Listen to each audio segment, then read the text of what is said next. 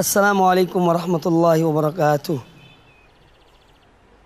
Innal hamdalillah nahmaduhu wa nasta'inuhu wa nastaghfiruh wa na'udzu billahi min shururi anfusina wa min sayyiati a'malina.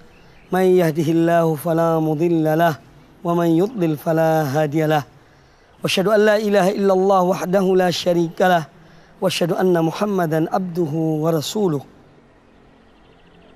Alhamdulillah, senantiasa kita panjatkan puja dan puji syukur kepada Allah Subhanahu wa Ta'ala atas nikmat iman dan Islam, nikmat taufik, hidayah dan inayah dari Allah Subhanahu wa Ta'ala, sehingga kita diberikan ilmu yang bermanfaat untuk mengenal manhaj yang hak, untuk mengenal manhaj yang benar, yang bersumber dari Al-Quran dan hadis-hadis Rasulullah Sallallahu Alaihi Wasallam, sesuai dengan apa yang dijalani dan dipahami oleh para salaf pendahulu kita yang soleh rahimahumullah ta'ala. Ada sebuah wasiat yang sering disampaikan oleh para salaf kepada para ulama-ulama di kalangan salaf pada saat itu, di kalangan para fuqaha, sebagaimana dikatakan oleh Abdullah bin Aun rahimahullah ta'ala. Beliau mengatakan bahwa para salaf saling mewasiati 3 hal. Yang pertama, man aslaha sariratahu aslahallahu alaniyatah. Barang siapa yang senantiasa memperbaiki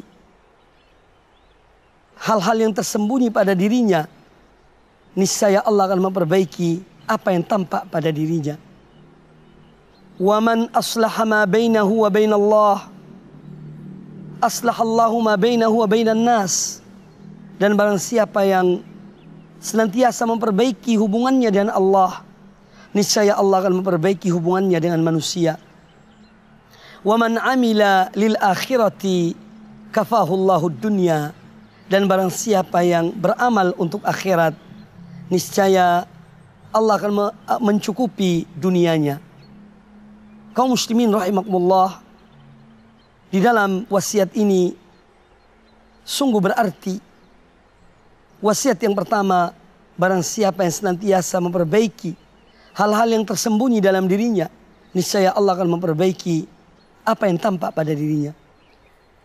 Ini merupakan wasiat agar kita senantiasa memperbaiki hati kita, niat-niat kita, keikhlasan kita dalam beramal, ketakwaan kita kepada Allah Subhanahu wa Ta'ala, maka Allah akan memperbaiki apa yang tampak pada diri kita.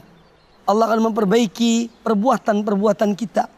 Allah akan memperbaiki akhlak dan moral kita. Allah akan memperbaiki muamalah kita kepada manusia. Karena dan memperbaiki hati dan memperbaiki niat-niat kita, keikhlasan kita, ketakwaan kita, maka Allah Ta'ala akan memperbaiki apa yang tampak pada diri kita. Kemudian wasiat yang kedua yang disampaikan oleh mereka para salaf adalah man aslaha ma bainahu wa bainallah aslahallahu ma bainahu wa bainan nas. Barang siapa yang senantiasa memperbaiki hubungannya dengan Allah, niscaya Allah akan memperbaiki hubungannya dengan manusia. Karena orang yang memperbaiki hubungannya dengan Allah dengan meningkatkan ketakwaannya kepada Allah dan melaksanakan perintah-perintah Allah dan menjauhi larangan-larangan Allah, niscaya dia akan takut mendolimi manusia. Dia akan takut berbuat jelek kepada manusia karena dia yakin dan dia tahu bahwa Allah Maha mengetahui. Allah akan menghisapnya di hari kiamat kelak. Allah mencatat setiap perbuatannya. Maka dia akan berbuat baik kepada manusia dalam bermuamalah. Dia akan memberikan hak-hak mereka dan melakukan keadilan dalam kehidupannya, sehingga dia jauh dari berbuat kezaliman terhadap hamba-hamba Allah. Karena hubungannya baik dengan Allah Subhanahu wa Ta'ala. Oleh karena itu, apapun yang kita lihat dalam kehidupan manusia, dari kehidupan orang-orang yang selalu berbuat zalim, dan kezaliman kepada manusia, ini salah satu pertanda bahwa hubungannya dengan Allah adalah hubungan yang kurang baik. Karena dia tidak takut kepada Allah, apalagi kepada manusia, sehingga dia berbuat kezaliman kepada manusia dan mengambil hak-hak mereka, mendolimi mereka, berlaku tidak adil terhadap mereka, karena hubungannya dan Allah hubungan yang jelek. Kemudian wasiat yang ketiga yang disampaikan oleh para salaf rahimahumullah, yaitu man amila lil akhirati kafahullahu dunya. Barang siapa yang beramal untuk akhirat, maka Allah akan memberikan kecukupan padanya bagi dunianya. Orang yang hidup di dunia ini, dan terutama adalah orang-orang yang beriman, kehidupan mereka adalah untuk akhirat. Dunia mereka jadikan sebagai tempat untuk melintasi, sebagai jembatan untuk melintasi dunia ini menuju kepada negeri akhirat yang menjadi idaman bagi orang-orang mukmin dan orang beriman. Maka dari itu bagi orang beriman, dunia adalah tempat beristirahat sejenak. Dunia sebagai mazra'atul akhirah, tempat untuk bercocok tanam yang hasilnya akan dipanen di akhirat kelak.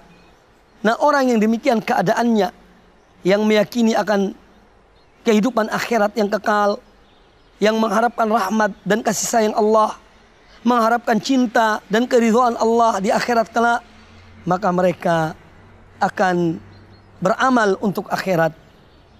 Dunia ini sebagai tempat mereka lalui, yang akan mereka tinggalkan. Maka dari itu ibadah mereka, amal-amal kebaikan yang mereka lakukan, semuanya adalah dengan tujuan untuk mendapatkan akhirat yang gemilang. Nah, orang yang demikian keadaannya, Allah akan memberikan kecukupan kepadanya. Allah akan memberikan kekayaan dalam dirinya. Allah akan memberikan kepadanya dunia ini karena tujuannya adalah akhirat. Maka orang yang bertujuan akhirat, dunia akan terlampaui baginya. Tetapi orang yang tujuannya hanya dunia, maka dia tidak akan mendapatkan akhirat itu.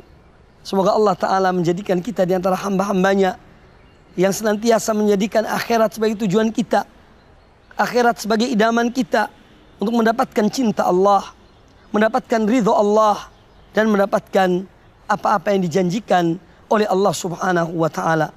Semoga wasiat-wasiat salaf yang kita dengar tadi menggugah hati kita untuk selalu meningkatkan iman kita, ketakwaan kita, keikhlasan kita kepada Allah Ta'ala. Demikian pula meningkatkan perbuatan baik dalam bermuamalah dengan manusia, dan agar kita benar-benar meresapi tentang kehidupan dunia yang hanya sementara ini dan tidak menjadikan dunia sebagai tujuan. Aqulu qouli hadza wallahu ta'ala a'lam.